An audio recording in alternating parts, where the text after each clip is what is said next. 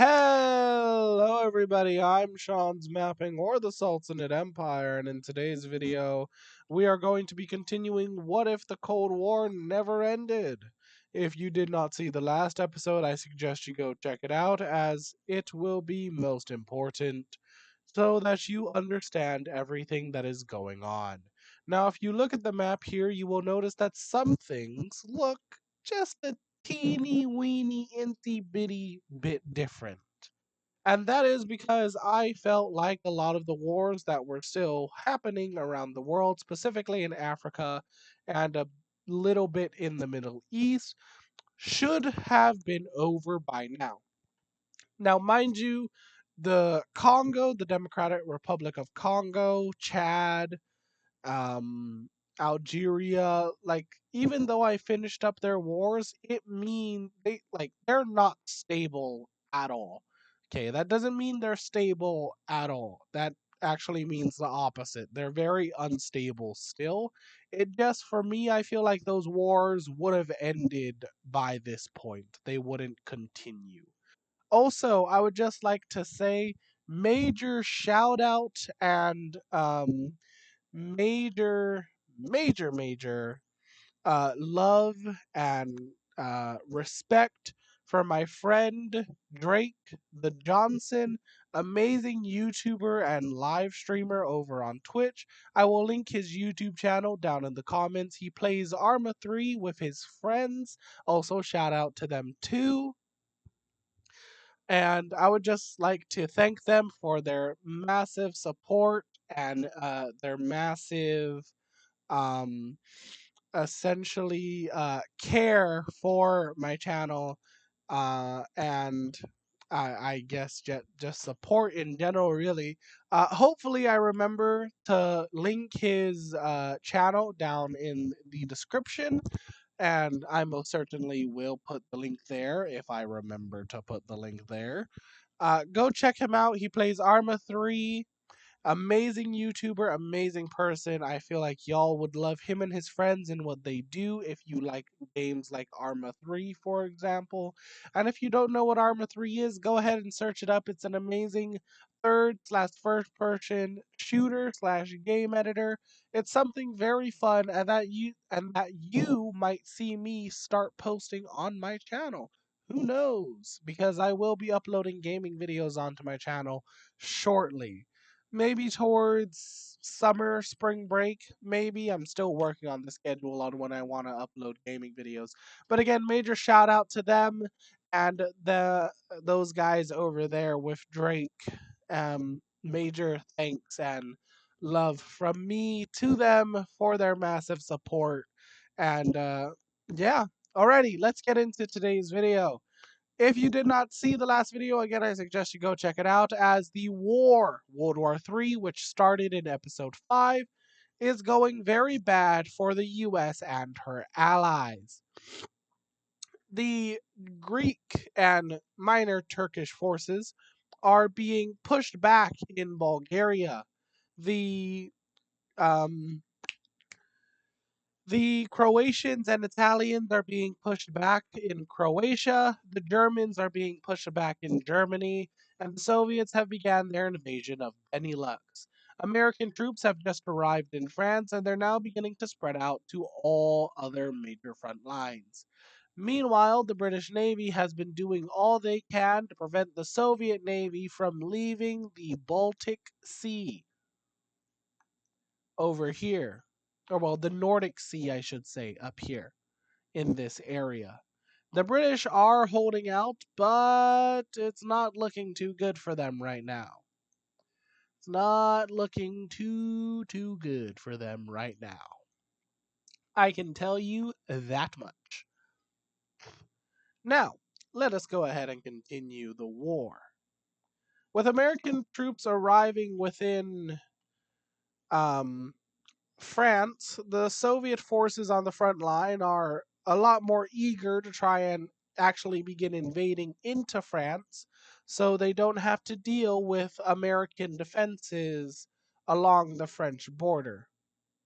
While the pushing into Germany does fairly well and actually does pretty good, in my opinion, The defenses, however, of the German militias and also German military forces, whatever remains, continue to hold, preventing them from properly getting a proper invasion going into France. Also, the French are also holding good defensives along the border that they already have with Soviet forces, like, for example, down here. Now, the Soviets will be continuing their push of the Benelux, primarily the Netherlands and Belgium. And, well, let's just say that they're not having the best of time. You know, poor Benelux. Two World War, three World Wars, and they were invaded all three times. I feel bad for them. I really, really do. But the Soviets quickly rush and push through this area with zero effort and zero problem. Like they're not even trying. This is more of a cakewalk for them. That is until the British arrive. The British have been primarily focusing on keeping the British Isles safe, but thanks to some American English hard coercion, basically American manipulation and convincing, the British are officially sending military forces into the Netherlands and Belgium. What did the Americans do to manipulate the British into joining? They basically said, hey, join or we will trade you for the Benelux and I will freaking let the Soviets take you over. Or I'll just invade you myself. Which honestly is an empty threat by the Americans, but hey, it's a threat nonetheless. So the Soviets were scared. Were scared shitless. So it worked. It worked at least. It worked. Meanwhile, I almost said the Austro-Hungarians. Meanwhile, the Austrians fall over to Czechoslovakia, and we actually see the Croatians and the Italians hold a good defensive line along the Alps and also in Croatia, preventing any further pushes. However, the same cannot be said over here in Bulgaria. It is not looking too good. Primarily because, well, the Turkish just fully pulled out of this region, leaving the Greeks to fight for themselves, which is no bueno. It is just right out no bueno. It is not good at all. Not good at all. As the Greeks immediately begin to get pushed back from all of their defensive positions by the massive Soviet horde. Now, mind you, it's not like they're not putting up a fight there. They're definitely putting up a fight, but the Soviet horde is just way, way, way too much for them to handle. Now, as we look at the Soviets, you may be wondering why haven't the Soviets invaded into the Kurdish or the Turks? Well, that is because there is a problem, specifically down here in the Caucasus area going up into Ukraine. There is a democratic rebellion group that is causing some problems. They're being supported and backed by a German advisor. This German advisor has been supporting this democratic rebellion for a very long time. Ever since the beginning of the war, actually. Mind you, the war has been going on for at least 6 years now. Now, as Germany is essentially gone, the advisor has no more stuff to give them, besides the stuff he stole from East Germany and brought over into the Soviets. This rebellion is known as Viper's Army. They're being led by a general, with their primary group of people consisting of a group of friends that are very interesting in the way they handle things. And let's just say they're known for the out of pocket things they say and do throughout their missions that they commence. But this Viper's army is essentially preventing the Soviet military from creating a coordinated offensive into the Kurds due to them constantly sabotaging the supply lines. Now you may be wondering, why did the Turks pull out of Bulgaria, of Greece, and basically leaving the Greeks to die? Well, that is because the Iranians and the Soviets, well, the Soviets began to funnel troops into Iran, and essentially the Iranians or the Iranians are now fighting alongside Soviet troops, and they're putting a lot of pressure on the Kurdish I almost said militia, military. Now, let us go ahead and just fly over to a very, very, very interesting place, and that is Southeast Asia. As you will know, Viper's army is down there in the Caucasus. But you will also know that there are other rebellions that you must know about. There is the Red Army, which is, of course, the Soviets. There's the Viper's Army, which is down there being supported by Germans. There's the Blue Army, which is being supported by no one. But they're in close contact with Japanese occupation forces over in Soviet territory right up here. And then there is the Brotherhood, which is more of a sisterhood. They're an organization of special Russian forces. They're basically ex Spetsnaz, or, well, current Spetsnaz, that no longer believe in the Soviet regime. They're KGB, they're Spetsnaz, they're the best of the best. And they're working very closely with both the Blue Army and Viper's Army, the two rebellions that are currently proactively stalling the Soviets.